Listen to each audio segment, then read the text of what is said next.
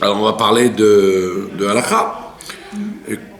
Et comme on approche de Hanouka, alors on va parler de Hanouka. Alors, Hanouka, tout le monde le sait, c'est la victoire sur la victoire de l'esprit du judaïsme qui avait été touché par la civilisation grecque. On sait très bien qu'après le retour de Babel, avec l'exil de Babel et Perse, quand ils sont revenus ici, il y a eu la pénétration de la culture grecque, avec Alexandre, etc.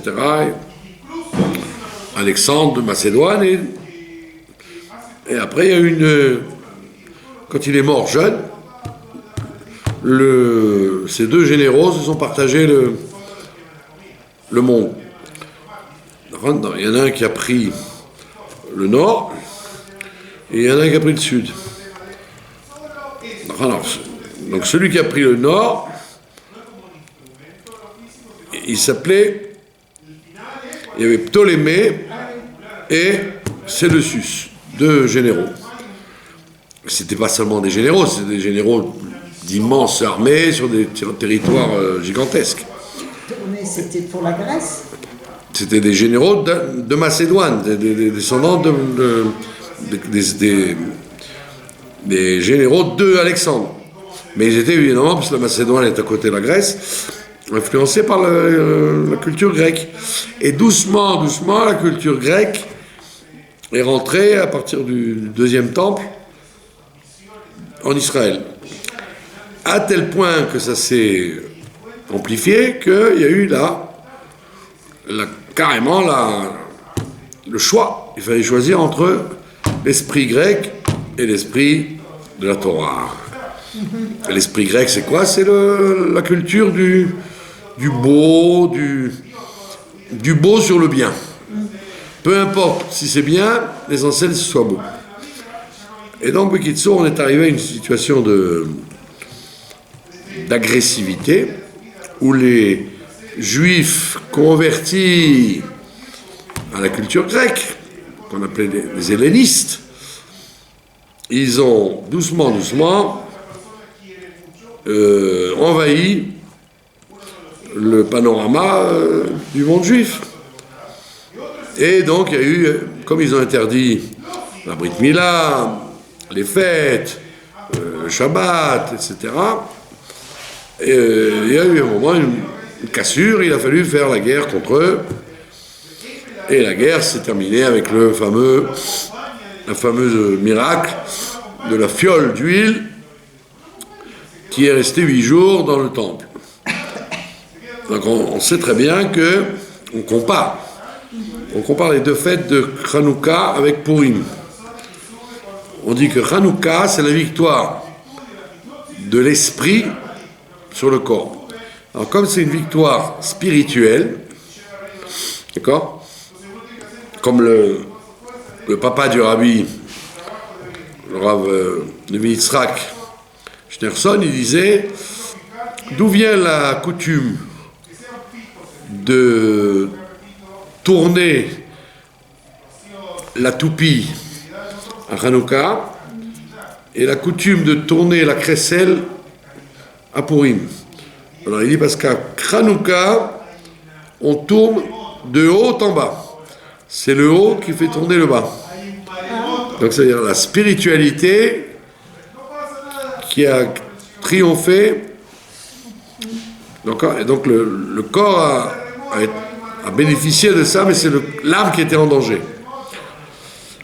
Alors qu'à Purim, c'était le corps qui était en danger, puisque Haman ne voulait pas, ça ne le dérangeait pas les religions, les coutumes, etc. Ce qui le dérangeait, c'est les gens eux-mêmes, le corps.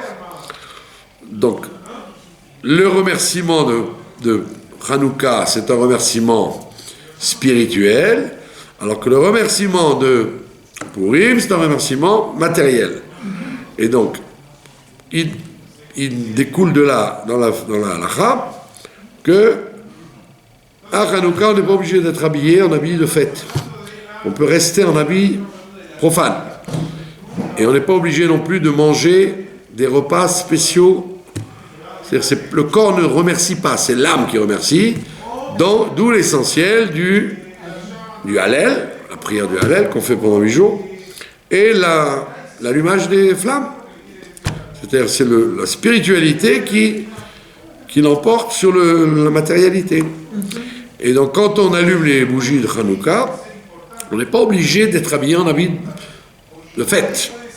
Alors qu'à Purim, comme c'est le corps qui doit remercier, la fête de Purim, il faut être habillé en habit de fête. Et il faut faire un repas parce que c'est le corps qui doit remercier. C'est ça la grande différence entre les deux fêtes que les Rabbanan nous ont introduites, Hanouka et Purim. Donc, à Hanouka, donc l'essentiel, c'est l'allumage qu'on fait tous les soirs. Puisque, comme chacun sait, le calendrier juif commence par le soir. D'abord le soir, après le matin. Et deuxièmement, parce que si on vous dit d'allumer, en général, on allume quand il fait sombre, pas quand il fait jour. Sinon, c'est pas efficace. Donc on allume 8 jours. On rappelle des 8 jours où la menorah du temple a duré. Donc nous, c'est pas une menorah qu'on allume, c'est une chanoukia. On l'allume pas dans le temple, on l'allume chacun chez soi. Et la menorah avait 7 branches, alors que la chanoukia en a 8. Maintenant, c'est quoi la coutume? C'est d'allumer quand il fait nuit ou alors proche de la nuit. Donc soit on allume un peu avant la nuit, soit on allume franchement dans la nuit. Et alors le mieux c'est évidemment d'allumer dès que la nuit tombe. Donc en Israël c'est 5 heures, à peu près. Ou un peu avant, ça s'appelle déjà la nuit. Et si on n'a pas pu le faire dès qu'il a fait nuit, on peut le faire plus tard. Mais évidemment, il ne faut pas attendre le lever du jour. Si on est tout seul, par exemple, et qu'on allume tard, on rentre chez soi tard, on était à un mariage ou une conférence ou un voyage, on a le droit d'allumer dans la nuit, mais à ce moment-là, on est obligé de rester réveillé pour que l'allumage ait servi à quelque chose, qu'on soit là. Alors que si on allume en famille, par exemple, en groupe, quand on allume, on est censé ne pas travailler, pas faire des travaux comme les travaux de Shabbat, repassage, couture, labourage, écriture, tous les travaux qui sont interdits le Shabbat. Pendant le temps de l'allumage, on a la coutume, y compris les femmes, parce que les femmes étaient aussi dans le principe du miracle, puisque il y a 2 versions. Il y a une version qui dit que c'est Yehudit, la fille du grand prêtre, qui a tué le général en chef Holoferne. Donc c'est une femme qui a provoqué que ça bascule en faveur des Israélites. Ou alors l'autre version, il y en a une version plus dramatique, c'est Hana. Hana qui s'est jetée avec ses 7 enfants, qui a donné sa vie pour ça. Donc que vous preniez la version Hana ou la version Yehudite, on dit que les femmes étaient dans le miracle. Elles ont collaboré au miracle. Alors donc, elles sont autant tenues d'allumer que les hommes.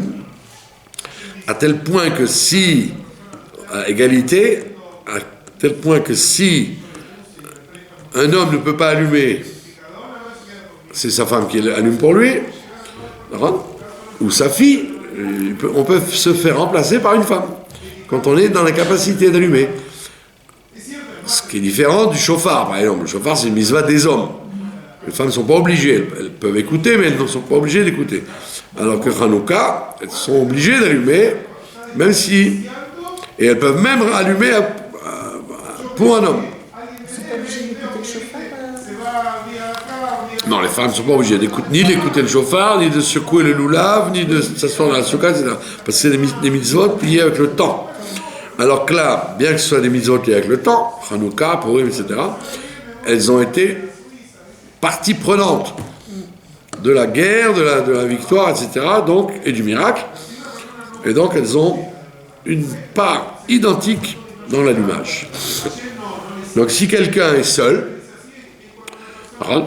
et une femme seule, elle ne peut pas dire « Ah, moi, je suis pas tenu, c'est une mitzvah de la Torah, je ne peux rien faire. » On fait que la preuve, je ne suis pas obligé d'aller écouter le chauffard, etc. On dit non, les mitzvot que tu n'es pas obligé de faire, ok, mais celle-là tu es obligé de la faire, donc même si tu es toute seule, tu dois te débrouiller pour avoir soit de l'huile, soit des bougies et allumer dès que la nuit arrive.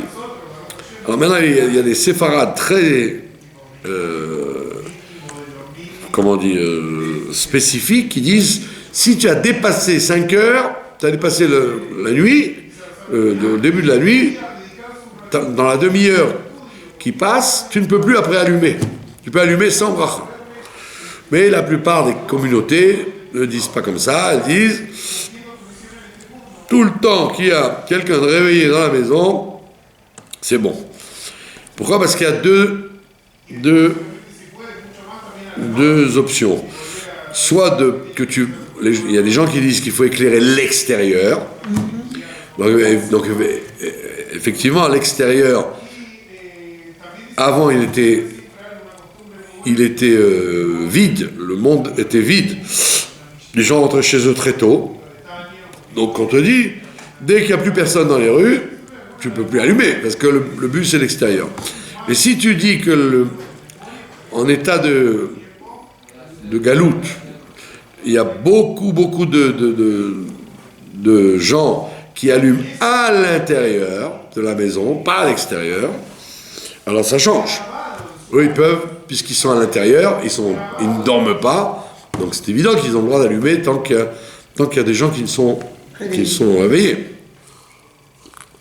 Une autre conséquence, c'est que quand tu allumes à l'extérieur, tu dois faire attention à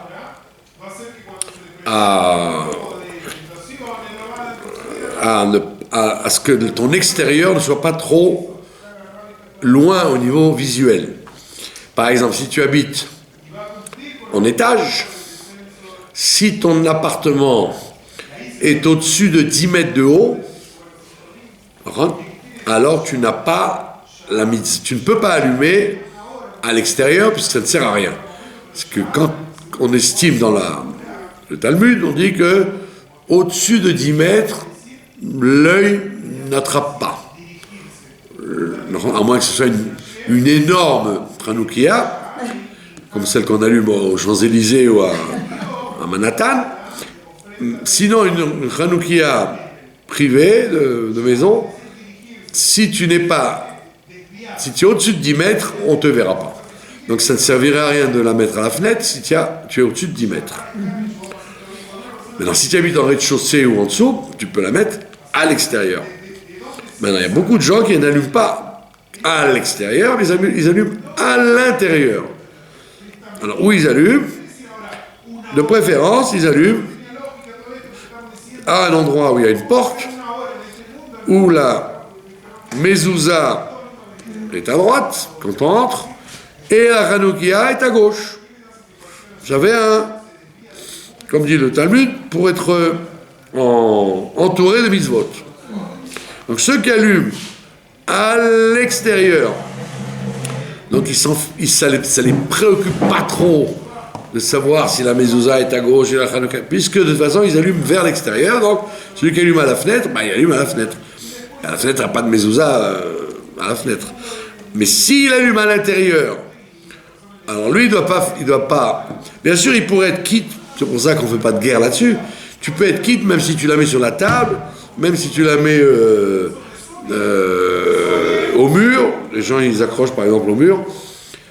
Dans tous les cas de figure, tu es quitte. C'est pas une mitzvah si difficile à faire. On parle du faire le mieux. Alors le mieux quand c'est à l'intérieur, c'est effectivement de choisir une porte centrale où tu as ta Hanoukia à ta gauche et ta mezouza à ta droite. D'accord? Mais je croyais que c'était important, c'est les farsem. Alors c'est pour ça qu'à l'époque où les gens, où ils pouvaient être, ils étaient mefarsemim dans la rue, tout le monde faisait, surtout quand les gens vivaient au rez-de-chaussée en général.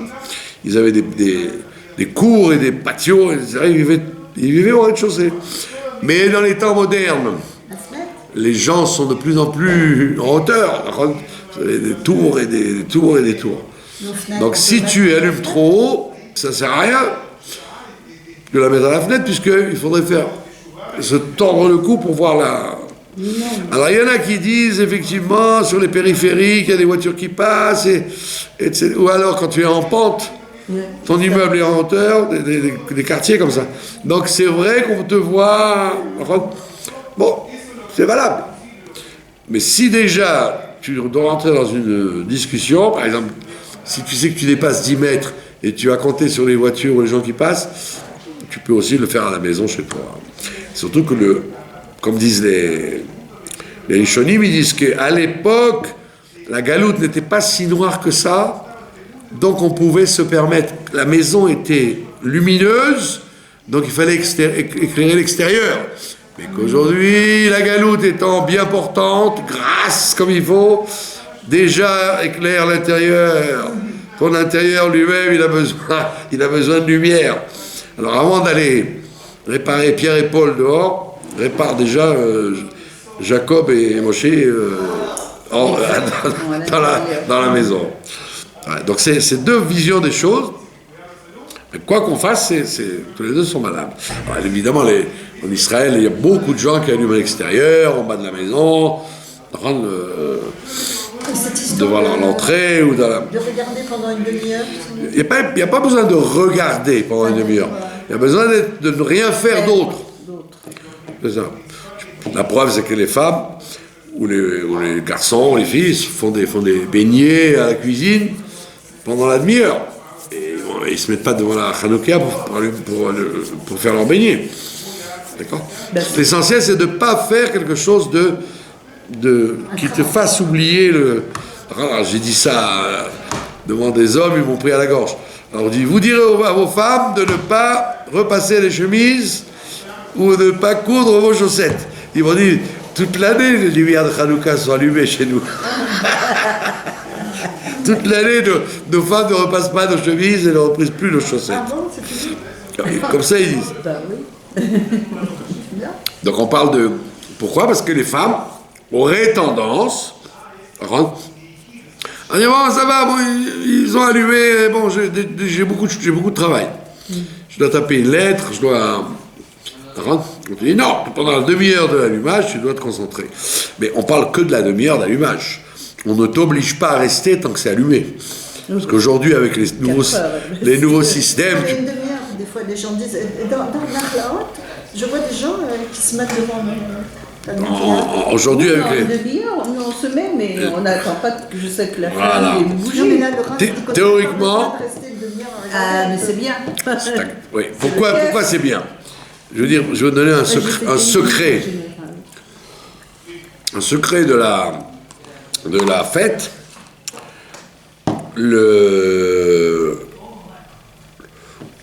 jour de Hanouka, si vous avez calculé, essayez de calculer, vous allez voir comment ça se goupille. On n'est plus déjà dans la halakha, on est déjà dans la métaphysique de la chose. On te dit dans le Shulchan Aruch pour ne pas profiter des bougies de Hanouka, tu dois avoir avec toi un shamash. Tu dois mettre une veilleuse supplémentaire pour ne pas arriver à utiliser les lumières de Hanouka. Alors, bon, c'est joli comme...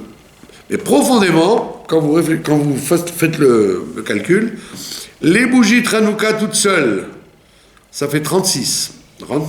En récurrence, de 1 à 8, ça vous fait 36 bougies, 36 flammes. D'accord? Ça correspond aux 36 tzadikim. D'accord? Les 36 tzadikim sur lesquels le monde repose. D'où le nom de la fête de Hanouka qui dit qui se lève. Que les 36 tzadikim, ils sont cachés. Ils sont cachés pendant la galoute. On n'est pas aidé par les 36 tzadikim de façon visible, ils sont cachés. C'est qui se lève. Mais plus loin que ça, si tu rajoutes maintenant les 8 shamashim que tu as pendant 8 jours, ça te fait 44. 36 et 8, 44. Et 44, tout le monde sait que c'est une technique de la Kabbalah le Gematria, qui fait que tu prends le chiffre plus le chiffre lui-même. Ça fait, au lieu de 44, tu arrives à 45. 45, d'accord? 45, c'est Adam. Et en même temps, le fameux nom de Dieu qui amène la résolution de la vie dans ce monde-là, on a vu ça lundi dans le Torah, le Shem Ma, le nom de Dieu qui s'appelle Ma, le quoi, le questionnement. Et Ma, qui est le représentant du Ma sur terre? C'est Yaakov Avinu. C'est Yaakov Avinu qui est le maître du tikkun, c'est lui qui arrange le monde, y compris son frère, y compris Lavan, et donc il est le dépositaire du Ma, et donc le dépositaire, donc il a réparé en même temps Adam Arishon, pas seulement qu'il a réparé l'avenir, il a même réparé le passé, son ancêtre Adam Arishon. On dit d'ailleurs dans le Zohar que sur le char céleste, il y a un homme. Alors, et qui c'est cet homme? C'est l'homme idéal. Adam Kadmon, l'homme idéal. Et de quelle allure a-t-il? Quelle physionomie a-t-il? Celle de Yaakov Avinu. Alors, bravo. Donc ça veut dire que quand vous rajoutez les 8 shamashim, vous faites venir sur vous dans votre maison comment on appelle ça, un échantillon de la lumière cachée qu'Adam Arishon avait à louper en faisant sa faute. Ce qu'on appelle en Kabbalah le Or Aganouz, la lumière cachée, qui sera dévoilée entièrement quand le Mashiach viendra, etc., etc. Et ça, c'est le travail de... Pardon? Je ne prends pas 8 shamashim, j'en prends qu'un. Un tous les jours. Non. Un tous les jours, ça doit briller une demi-heure pendant les... Moi, Non, mais nous, on a un chamash qu'on allume, plus un autre chamash avec lequel on allume. Ça, c'est autre chose. Voilà. Ah non, moi, j'ai un chamash, une bougie, quoi, qui me sert à allumer mes petites fioles. Mais non, mais il faut qu'il reste allumé pendant... Il y en a un autre aussi. Il faut... Non, parce que vous avez, en vérité, vous avez 8 bougies en bas, plus 1, plus une. Il faut qu'il brûle à chaque fois. Il faut qu'il y ait 8 et 1. Qui brûle. 8 et 1. Pour faire 44 avec le Kollel, ça fait 45. Maintenant, quel rapport avec... Donc le Or Aganouz, cette lumière cachée, c'est pour ça que c'est bien de regarder pendant le temps que c'est allumé, vous respirez, vous aspirez la lumière, vous nettoyez les yeux, Or Aganouz, et comme dit la Chassidoute, si on se tait, on peut entendre les bougies parler. On dit qu'elles racontent les miracles et les secrets de la vie. Seulement, évidemment, on est tous un peu durs de la feuille, puisqu'on ne les entend pas. Mais les tzadikim de la Chassidoute disent que oui, on peut, si on écoute bien. Il y a beaucoup de tzadikim qui ont dit qu'ils ont eu des révélations grâce au fait d'être assis devant les bougies. Maintenant, donc ça c'est la raison pour laquelle Alpi halakha, on a le droit d'aller se promener tant qu'on ne travaille pas, mais profondément, c'est bien d'être devant, c'est évident. Maintenant, quel rapport avec Yaakov Avinu? C'est que si vous faites bien le calcul historique, Yaakov Avinu, il est parti le jour de Sukkot, le 15, quand vous rentrez dans la Soukha, le soir de Sukkot, le 15 Tishri, c'est la Iloula de Yaakov Avinu. En plus, si vous avez lu dans la paracha d'aujourd'hui, il y a écrit qu'il s'est installé à Sukkot. Yaakov s'est installé à Sukkot. Donc il est lié avec le mois de Tishri en général, et particulièrement la fête de Sukkot, et particulièrement le premier jour, puisqu'il est parti ce jour-là. Maintenant, quand vous calculez bien, quand vous lisez là-bas dans le livre de Bereshit, on vous dit, quand il est parti, dans Vayechi, on vous dit, ils l'ont embaumé, ils l'ont pleuré 30 jours, ils ont fait un deuil de 30 jours. Ils lui ont fait un deuil de 30 jours. Et en plus, après, ils l'ont embaumé 40 jours, les Égyptiens. Ils l'ont embaumé 40 jours. Donc ça fait 70 jours avant qu'ils soient enterrés. Et après, il a été enterré, il y a eu Esav est venu, on lui a coupé la tête, etc. Donc il y a eu l'enterrement de Esav et Yaakov a eu lieu 70 jours après le 15 Tishri.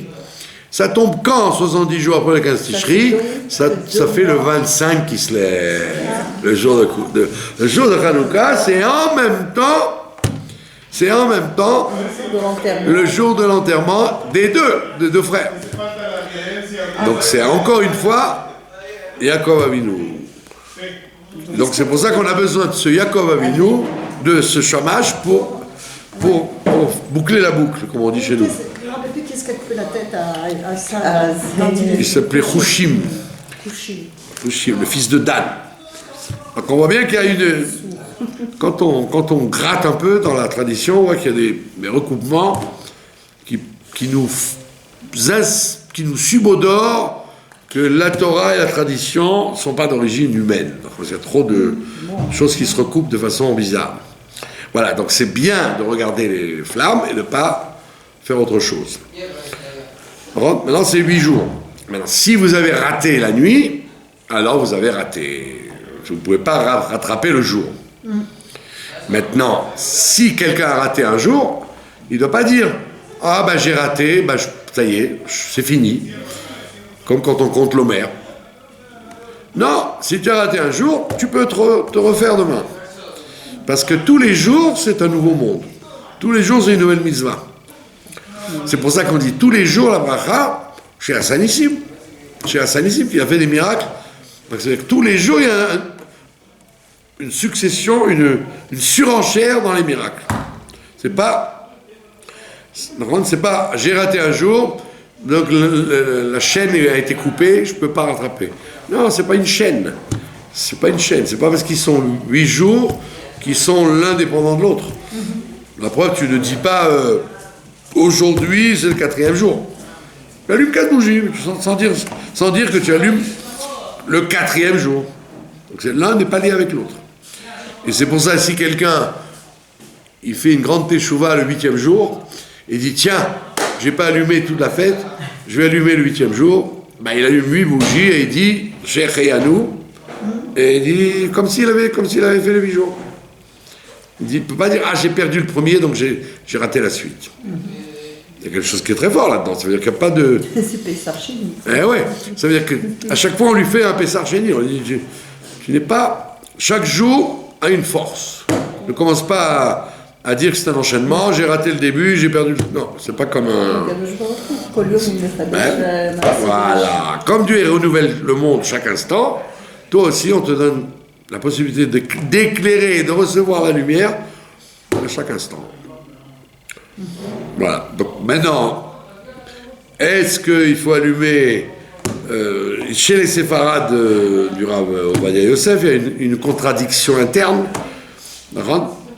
qu'il faudrait qu'il me réponde, à laquelle il faudrait qu'il me réponde, parce que ils te disent c'est absolument indispensable d'allumer à 5 heures. Si tu n'allumes pas à 5 heures, tu peux plus allumer. Tu peux allumer dans la nuit, mais sans bracha. Ah ouais. Contre les autres. Hein. Les autres disent toute la nuit s'il y a quelqu'un qui est dans la maison. Bon, ok. Alors, mais d'un autre côté, ils te disent, et c'est ce qui se passe dans beaucoup de familles, ils te disent maintenant, si le mari ou les enfants, ou peu importe, n'est pas là à 5 heures, que la femme allume. Donc il y a des gens, pendant 8 jours, ils n'ont pas vu la Hanoukia. Ils n'ont même pas vu, parce qu'ils arrivent quand c'est déjà éteint. Ouais, à 9h du soir. Bon, peut-être ils voient le vendredi soir parce qu'ils sont à la maison. Donc maintenant, il y a une contradiction là-dedans. Slicha. Parce que toute la raison pour laquelle tu me dis que le Shulchan Aruch a dit 5 heures, c'est parce que c'est quand il est censé ne plus avoir personne dans les rues. Oui. D'accord ? Déjà, la plupart des Moshe Feinstein et tous les autres disent Slicha, va à Manhattan ou aux Champs-Élysées ou même dans À Jérusalem. n'importe où. Après 5 heures, il y a quand même du monde dans les rues. Faut pas exagérer, à moins qu'il neige. Il y a maintenant qu'on vit avec l'électricité, il y a du monde dans les rues très tard. Et les supermarchés, les cafés, les restaurants, etc. Donc il dit maintenant, si le mari est au travail et qu'il rentrera donc vers 7h, 8h, que la femme allume. Attends, mais tu m'as dit pourquoi il faut allumer à 5h, parce qu'après il n'y a plus personne.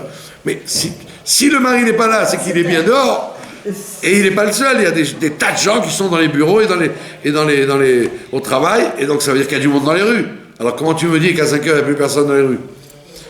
Donc c'est pour ça que la plupart des poskim, ils disent, c'est rare. C'était du temps de Yosef Karo. de l'Antiquité jusqu'à pas longtemps. Peut-être au 18e, 19e siècle, peut-être, les gens ils avaient peur d'être seuls dans les rues, il n'y avait pas de chashmal. Mais aujourd'hui, c'est pas vrai. Donc il est probable, si tu interviewais Rabbi Yosef Karo, Slicha Kvod Harav, qu'est-ce que vous pensez de la situation? Il aurait dit, vous savez, moi de mon temps, c'est évident, à 5 heures, il n'y avait plus personne. Donc j'ai repris le din de la Gemara. Mais aujourd'hui, je changerai d'avis. D'ailleurs, on voit bien, même au niveau historique, la vie des gens, elle était la même depuis l'Antiquité jusqu'à l'après-guerre. Il n'y avait pas de rachmal, ils avaient un canoun au charbon pour cuisiner, comme dans la Mishnah. Il labourait. Aujourd'hui, tu vis un autre monde. La Gemara, elle dit, ben oui, la Gemara, elle dit, c'est quoi la Géoula? C'est d'avoir des toilettes chez soi. Ah bah oui, Ça veut dire qu'à l'époque, avoir des toilettes dans son domicile, c'était... Je sais pas si c'est... C'était un roi. C'était un roi. Les murs en carton. Avant, c'était... Aujourd'hui, moi je me rappelle quand j'étais petit, il y avait le Figaro. Figaro, il a écrit appartement boulevard Malzerbe, toilette dans la maison. Il y avait écrit électricité et toilette dans la maison.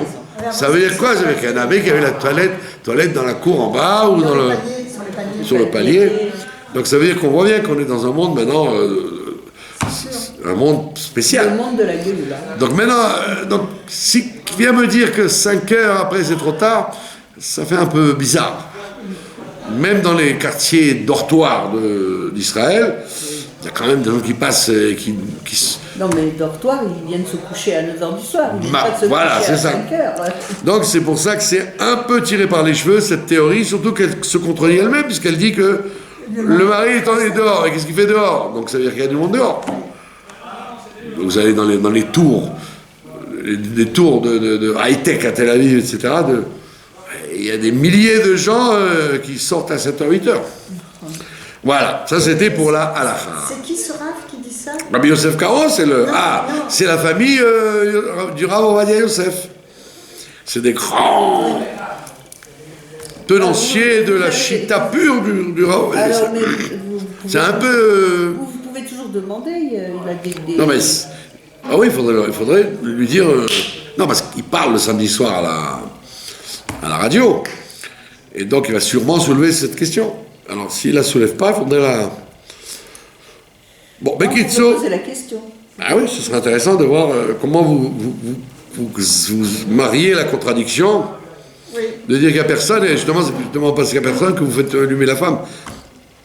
Alors que la plupart des autres, ils disent, bah attends, à 8 heures, le mari rentre, bon ben on l'attend, on va allumer à 8 heures, qu'est-ce qu'il y a, on est là, on est tous là, on est ici. Ouais. Voilà. Maintenant, il peut se poser une question, par exemple, si vous voyagez, vous allez dans un mariage à Bnei Brak, vous êtes obligé d'allumer, si vous rentrez, il va être très tard. Alors vous dites, ben, il vaut mieux allumer avant. Vous pouvez donc allumer avant la nuit, à condition évidemment que ça tienne le temps que la nuit arrive, ce qui est aujourd'hui très facile à obtenir, parce que la plupart des systèmes qu'on a, c'est des trucs d'huile avec des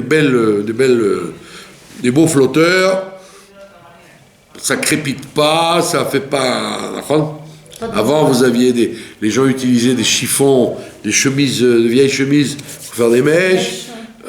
C'était des trucs un peu tirés par les cheveux. Maintenant, vous avez tout ce que vous voulez, avec de l'huile d'olive de première pression.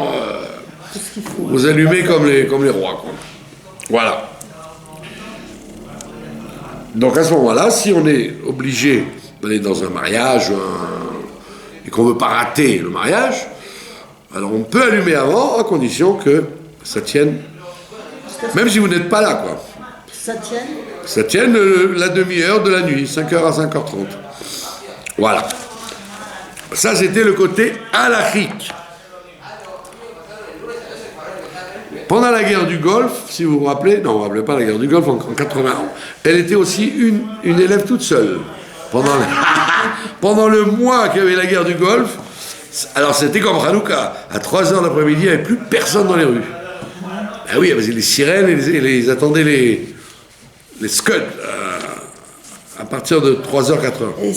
Et c'était la seule élève qui venait contre vents et marées. Et à l'époque, je n'enregistrais pas. Ah, c'était chez votre maman. Alors que là, j'enregistre, donc même s'il n'y a personne, il y a des centaines de gens qui écoutent à l'extérieur. Ah, d'accord. Donc c'est pour vous dire que c'était un héros. Oui. Vous jouiez du piano pour votre maman qui avait peur pendant les sirènes. Ah bah oui. Ah, on a la traversée. Hein. Voilà. Aujourd'hui, enfin cette semaine, on lit la parashat Vaishlach. Bravo. Vaishlach. Alors c'est très intéressant parce que c'est les retrouvailles de Yaakov et Esav. D'accord? Qu'est-ce qu'il y a d'intéressant là-dedans? Ben, évidemment, il y a un épisode extrêmement grave, l'épisode qu'on lit le jeudi, c'est la lecture du jeudi, c'est l'épisode de la petite Dina. La petite Dina. Pas la grande Dina. Elle était toute petite. Et elle avait un charme fou, bien qu'elle était très jeune. Et elle se fait séduire par un habitant de Shrem où s'est installé son père. Elle avait quel âge d'après vous? Elle avait 3 ans. Dans la Gemara, il y a écrit que Rabbi Yehuda Anassi, il était très ami de Antonin, l'empereur Antonin, Antonin le Pieux. Tellement ami que Antonin s'est converti, il a quitté Rome, Antonin le Pieux, en plus, il s'est converti, lui et toute sa famille. Et il a été choqué, Antonin, quand il a entendu qu'une petite fille de 3 ans peut avoir des rapports sexuels. C'est quoi ça? Vous êtes bizarres, vous les juifs. Parce que dans la Mishnah, on parle de ça.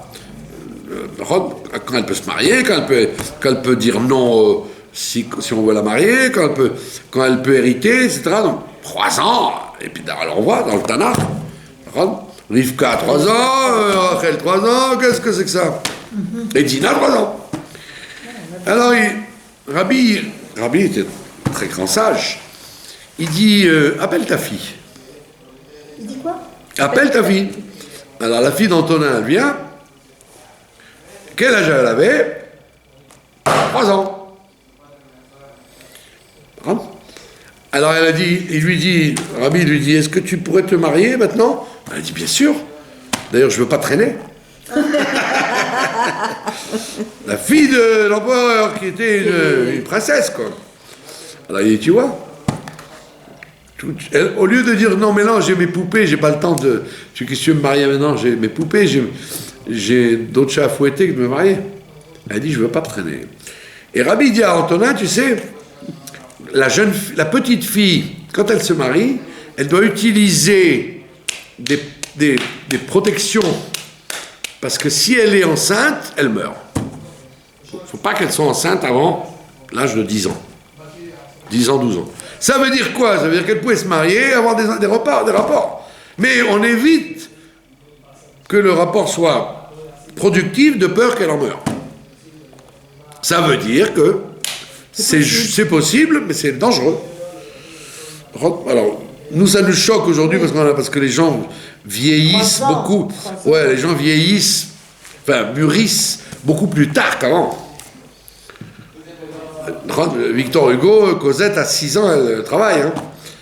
Elle va chercher l'eau à la rivière, etc. Elle travaille. Les gens d'avant, ils travaillaient très, très jeunes. C'est nous qui sommes de plus en plus retardés. Oui, ça se voit. Avant 25 ans, il ne sait pas encore quoi faire. Avant 27 ans, elle attend de finir son doctorat pour se marier.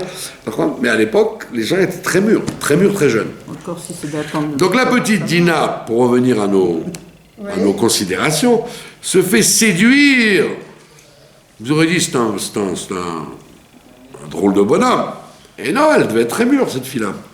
Fait séduire à 3 ans. D'accord? Et la Gemara demande, c'est quoi cette histoire-là de... C'est une fille propre, une fille de famille, comme on dit. Qu'est-ce qu'elle a pu se faire séduire par un Chitéen de la famille de Ephron, le Chiti qui avait vendu le...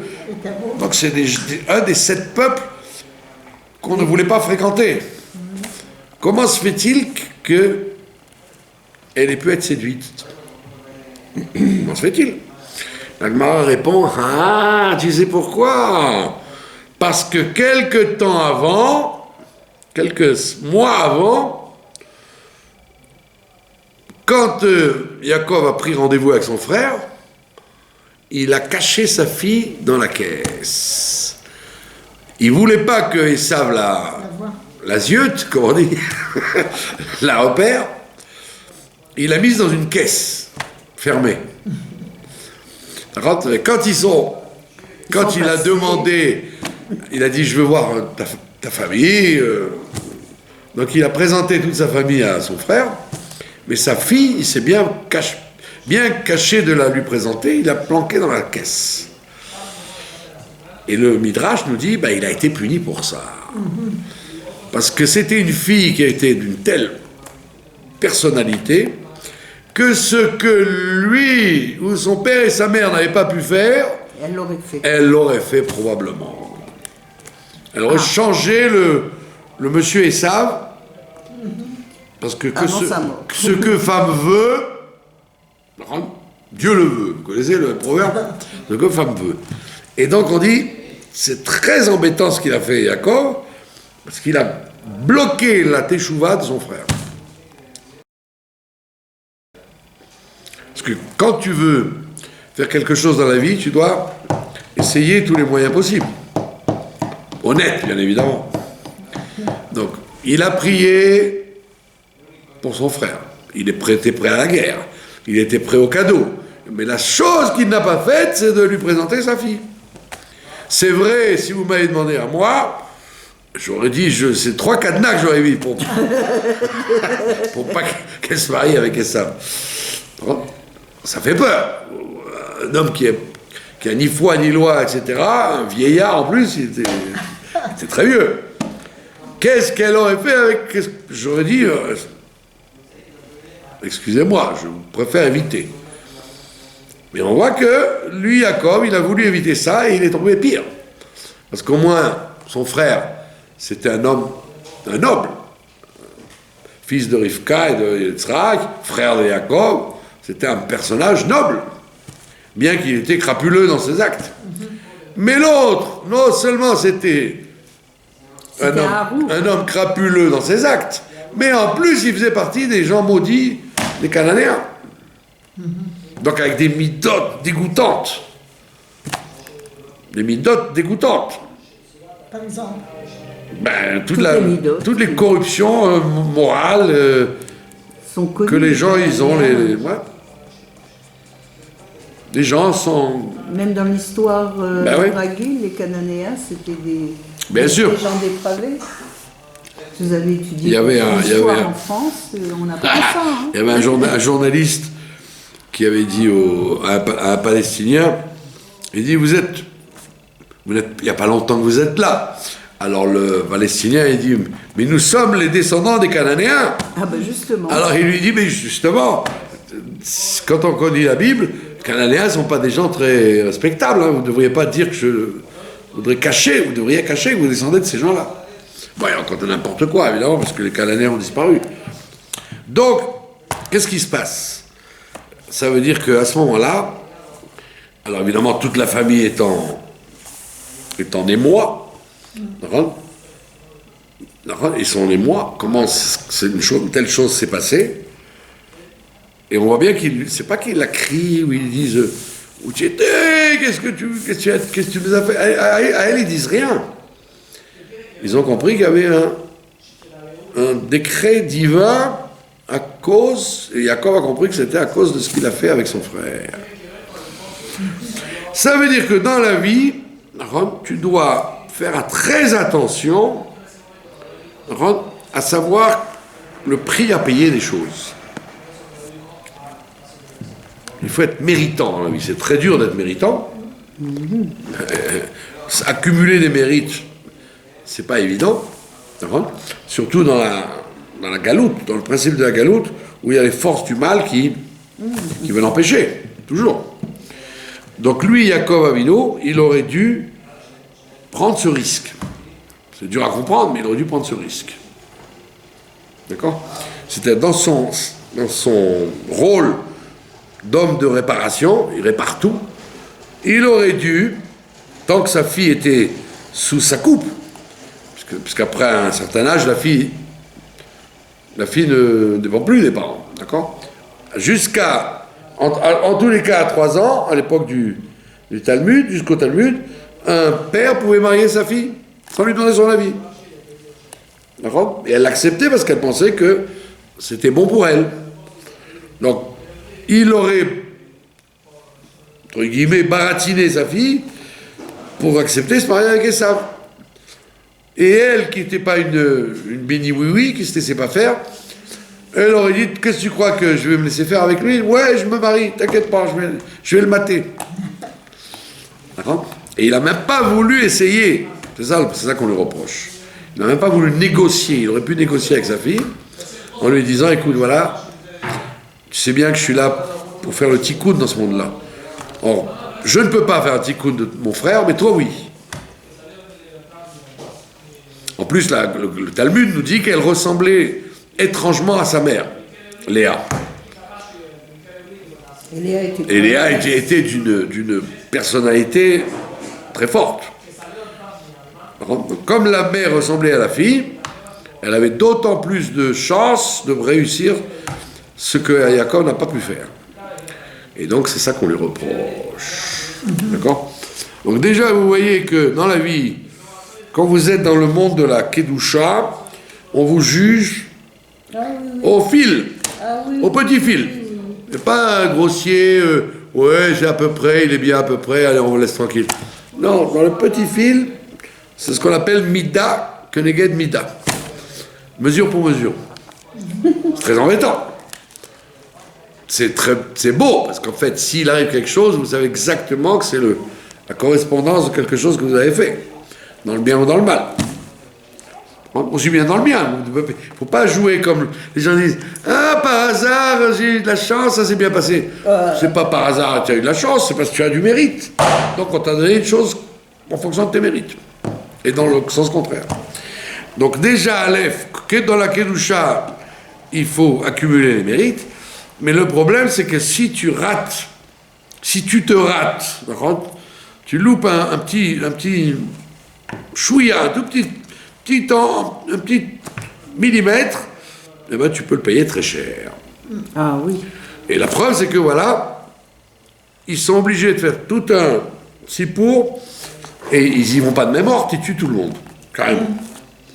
Ils vont d'après la halakha qui dit que les goïms, ils ont 7 mitzvot.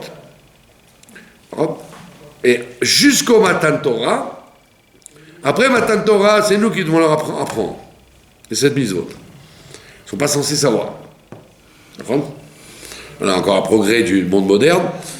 Dans les campagnes françaises, c'était très fréquent, comme il n'y avait pas de frigidaire, qu'on mangeait les membres d'un animal vivant. Dans les campagnes françaises, mon père me racontait qu'il coupait une jambe, il gardait le taureau pour la suite. Oh là là. S'il le tuait, ça pourrirait, s'il n'y avait pas de frigidaire. Donc ils avaient besoin de la cuisse, allez hop, on lui coupe une jambe. Ouais, et allez, demain, l'autre jambe. C'est ce qu'on appelle Ever Minachai. Un membre d'un animal vivant. Ça aujourd'hui, au Hachem, Dieu est grand, encore une fois, la Géoula du monde, il y a des congélateurs, il y a des frigidaires. Donc tous les goïms du monde ne sont plus obligés de manger Ever Minachai. Ils peuvent manger kasher chez eux. Donc après Matan Torah, il faut qu'on leur apprenne. Sinon, ils ne savent pas. Ils ne sont pas censés savoir. Mais avant Matan Torah, ils savaient. Vous avez reçu de Noach. Noach, il a enseigné à ses enfants et ça s'est transmis. Donc ils savaient très bien, les gens de Shrem, et le père et le papa Hamor, qu'il faut des règles. On ne fait pas ce qu'on veut. Donc tu attaques une fille, tu la violes, tu la séduis, plus grave encore. Tu la séduis, tu dois être condamné. Mais au lieu de ça, ils l'ont couvert. On dit, ouais, c'est bien, on va faire des mariages entre nous. Donc les fils de Yaakov disent, puisqu'ils connaissent la loi et qu'ils n'ont rien fait, on va les tuer. Donc on voit que c'est très embêtant chez les goïms. Il y a ce qu'on appelle la responsabilité collective plus forte que chez les juifs. Parce qu'ils sont passibles de mort, alors que chez les juifs, ils n'auraient pas été passibles de mort. Important, ça. C'est pour ça que pendant la guerre, par exemple, pendant la guerre, les goïms qui ont sauvé des juifs, ils sont appelés des chassidés ou motaolam, parce qu'ils ont pris, des fois, ils ont pris le risque de se faire fusiller, etc. Comme moi j'étais au lycée Jacques Decour. Jacques Decour, il s'est fait fusiller parce que c'était un résistant. Et tous mes profs, c'était des résistants d'ailleurs. Au lycée Jacques Decour, c'était des goïms, des résistants. Mais il y a une autre partie qui était des donnés. des donneurs. Collabos. Des collabos. Il y avait une grande partie. Ça veut dire que quand tu es en situation de jugement, tu dois savoir donner ta vie s'il le faut. Dans quel camp il faut être? Il faut être dans quel camp. Or là, les enfants de Jacob, ils ont dit oh. Personne n'a rouspété à la Shrem quand le prince a été séduire une fille. Séduit pas une fille. Juif ou pas juif, il n'y avait pas de juif à ce moment-là. Donc il aurait dû, le père et les gens, lui faire nous. Au moins. Au moins nous. Il n'y aurait fait du tout. Au contraire, ils ont dit belle initiative. On va continuer. Donc, Shimon et Lévi, ils règlent le compte, ils détruisent la ville.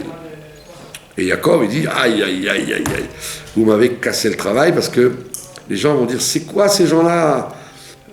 Ils font la justice à la mitraillette et tout, c'est pas beau, vous m'avez pourri ma notoriété. Je passais pour un je passais pour quelqu'un de pacifique qui veut arrondir les angles, et vous me faites passer pour un justicier. Vous m'avez mis mal maintenant. Et le Midrash te raconte qu'ils ont fait des guerres. Ils ont gagné les guerres contre les 7 peuples. Les frères de Yosef.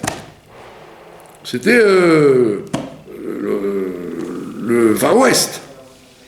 Et donc, Jacob n'était pas content parce que ça l'a mis en porte-à-faux vis-à-vis des peuples où il devait être bien vu. D'accord? Mais il leur a pas dit vous avez eu tort. Il a dit vous m'avez fait du tort. Mais je ne pouvais rien faire parce que vous avez raison.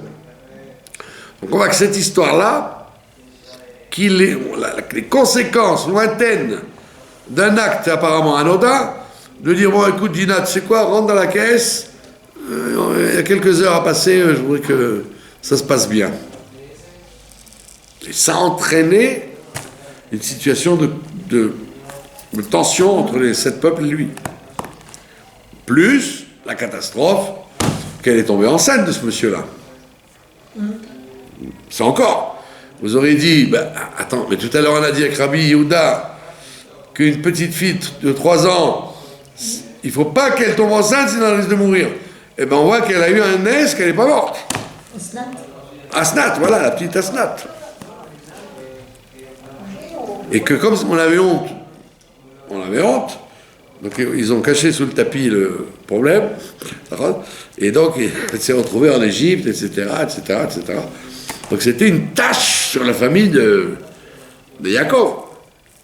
Comme il y en a qui font dans les familles orthodoxes, il y en a qui tournent mal, alors il l'envoie en Australie ou au Mexique en disant qu'il fait des affaires ou qu'il est en mission, pour éviter de dire il y a un de chez nous qui a mal tourné, quoi. Faut pas que les gens disent mal tourné dans la famille, ne vous mariez pas avec ces gens-là. Donc à l'origine de cette histoire-là d'aller camoufler sous le tapis, c'est l'histoire de Dina. Il y avait une démarche qui a été faite pour épouser Dina. Alors justement, oui, mais c'était ça le truc. Qu'est-ce qui s'est passé historiquement? C'est que d'après la halakha, une femme libre, parce qu'à l'époque il y avait, aujourd'hui tout le monde est libre, par contre, tout le monde est libre, les blancs, les bleus, les verts, les jaunes, les arabes, les noirs, ceux qui devraient être des esclaves au niveau spirituel et matériel, ils sont libres aujourd'hui dans le monde, ils font ce qu'ils veulent. Ils font ce qu'ils veulent, les doigts dans le nez. Mais à l'époque, il y avait une pyramide. Alors il y avait ce qu'on appelle les hommes libres et les esclaves.